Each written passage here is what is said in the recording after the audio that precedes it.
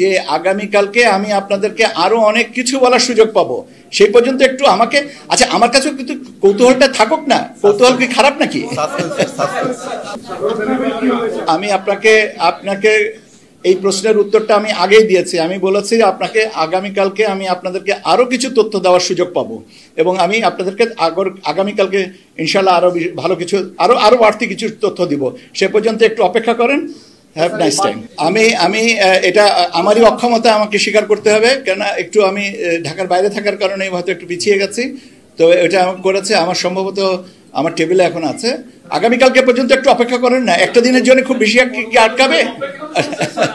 আমি তো আপনাদেরকে বলছি যে আগামীকালকে আমি আপনাদেরকে আরো অনেক কিছু বলার সুযোগ পাবো, সেই পর্যন্ত একটু আমাকে, আচ্ছা আমার কাছেও কিন্তু কৌতূহলটা থাকুক না, কৌতূহল কি খারাপ নাকি? মোনালিসা হেভি ফ্লো 15 পিস প্যাকেটের সাথে 8 পিসের একটি প্যাকেট একদম ফ্রি।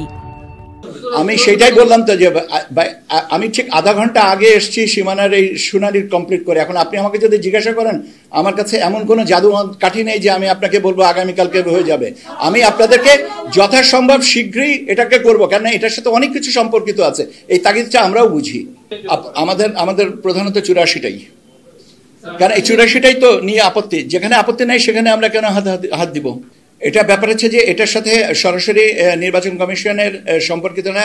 আপনি যদি এখন আমার সাথে বাইরে ধাক্কাধাক্কি করেন কোনো একটা কারণে, সেখানে তো সংস্থার সাথে দায়ী করার বা সংস্থাকে বিধিগত করার। আমরা একটা এই ব্যাপারে পুলিশের কাছে একটা সাধারণ ডায়েরি করেছি, যেখানে আমরা পুলিশকে দায়িত্ব দিয়েছি, পুলিশকে বলেছি যে আপনারা এই ব্যাপারে প্রয়োজনীয় ব্যবস্থা নেবেন। আমার মনে হয় যে এই পর্যন্তই আমার বলার উচিত, এবং এর বাইরে আর সংকৃত